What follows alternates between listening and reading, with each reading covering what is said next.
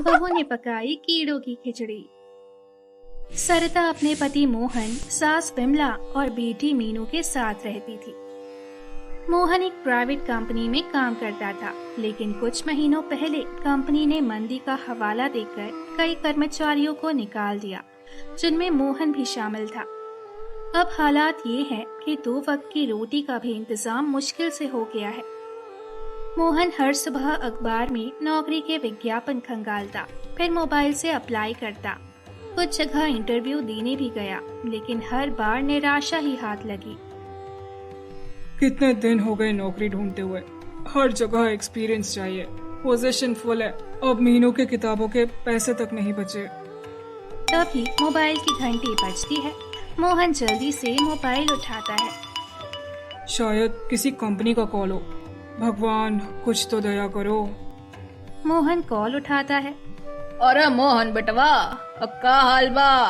हम सोच रहे हैं कि कुछ दिन के लिए तेरे पास आ जाए। बच्चों की छुट्टियां चल रही है, थोड़ा घूमने फिरने का मन है। अरे वाह चाचा जी, जरूर आइए, घर में रौनक हो जाएगी। ठीक है, फिर कल सुबह निकलते हैं, बस 2 दिन रुकेंगे। हे भगवान, कहाँ से करूँगा इंतजाम? 2 दिन भी भारी लग रहे हैं, लेकिन मना कैसे करता। मोहन उठता है और रसोई में सरिता के पास जाता है। सरिता, चाचा जी कल आ रहे हैं 2 दिन के लिए। मैंने हाँ बोल दिया। क्या? लेकिन घर में तो राशन भी गिन के बचा है, मैं उन्हें क्या खिलाऊंगी? मैं सोच रहा हूँ अपने दोस्त से कुछ रुपए उधार ले लूँ, कम से कम मेहमानों के सामने शर्मिंदगी तो नहीं होगी। ठीक है, तुम ले आओ, मैं देख लूंगी कि जो कुछ होगा उसी में कुछ अच्छा बना दूंगी। मोहन बाहर चला जाता है और कुछ घंटों बाद वापस आता है तो उसके हाथ में एक छोटा सा थैला था। थोड़ा चावल, कुछ सब्जियाँ, थोड़ा आटा और तेल ले आया हूँ, बस इतना ही हो पाया। चिंता मत करो, 2 दिन की तो बात है, इसी में गुजारा कर लेंगे। मैं मीनू से भी बोल दूंगी कि ज्यादा कुछ मांगे नहीं। विमला देवी जब बेटे को ऐसे परेशान देखी तो उन्होंने कहा, अब बेटा चिंता मत कर, भगवान सब देख रहा है, ये भी वक्त कट जाएगा। हाँ अम्मा, यही सोच कर जी रहा हूँ। अगले दिन दोपहर का समय कोई घर का दरवाजा खटखटाता है। अरे चाचा जी, आइए आइए, बहुत दिन बाद आना हुआ। हाँ, हम तो बस घूमने फिरने के बहाने आ गए। हमें तो राहुल की छुट्टियां थी, सोचा थोड़ा परिवार के साथ वक्त बिताया जाए। अरे मोहन की मम्मी, राम राम, बड़ी प्यारी बहू है आपकी, और घर तो एकदम चमचमा रहा है, देख के दिल खुश हो गया। क्या बताऊं बहन जी, ये बहू ही है जो सब संभाले हुए है। हम तो बस ऊपर वाले का नाम जपते हैं और कुछ नहीं। अमित और राहुल घर में घुसते ही उधम मचाने लगे। एक बर्तन उठा के बजा रहा था तो दूसरा बिस्तर पर चढ़ के डांस कर रहा था। अरे अरे बेटा, अब बर्तन से मत खेलो, वो खाना बनाने के काम आते हैं। शाम होती है, सरिता रसोई में जुट जाती है। आलू टमाटर की सब्जी, रोटी और थोड़ा सा मीठा भी बना लेती है। खाना परोसा जाता है, सब खाने में लग जाते हैं। और सरिता, तुम तो कमाल की रसोई हो, ऐसा स्वादिष्ट खाना तो हमें होटल में भी नहीं मिला। भाभी, और रोटी चाहिए, और रोटी दो ना, और मुझे मीठे में से थोड़ा और दे दो, बहुत टेस्टी है। सरिता ने 2 रोटी और थोड़ा सा मीठा मोहन के लिए बचा के रखा था, जो इंटरव्यू देने गया था। उसने वही उठा के परोस दिया। अगली सुबह सरिता नाश्ते की तैयारी में लग जाती है और सबके लिए पोहा और चाय बनाती है। बहू, बड़ा अच्छा बनाया है, बच्चों को भी पसंद आया। सरिता मुस्कुरा देती है और रसोई में जाकर बर्तन समेटने लगती है। इतने में वहाँ विमला आती है। अरे सरिता, थोड़ा ज्यादा बनाया कर, मुझे तो नाश्ते में कुछ मिला ही नहीं। माँ जी, मैं क्या करूँ, मैं जितना भी बनाती हूँ पल में खत्म हो जाता है।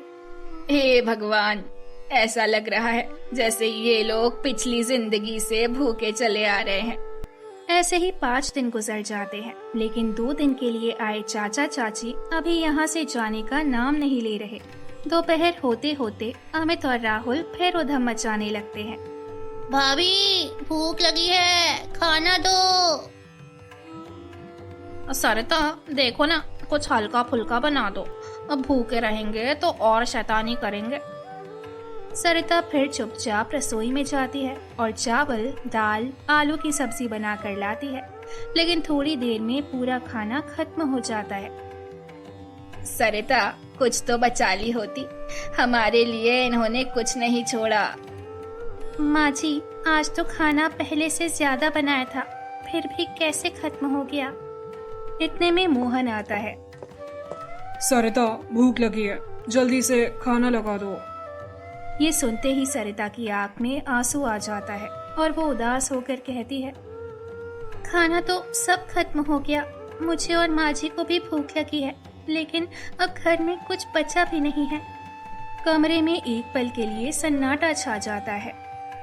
इन 5 दिनों में मैं 2 बार उधार ले चुका हूँ, अब तो कहीं से पैसे भी नहीं मिलेंगे। क्या करूँ समझ नहीं आ रहा। मेरा भी चिंता से सिर फटा जा रहा है।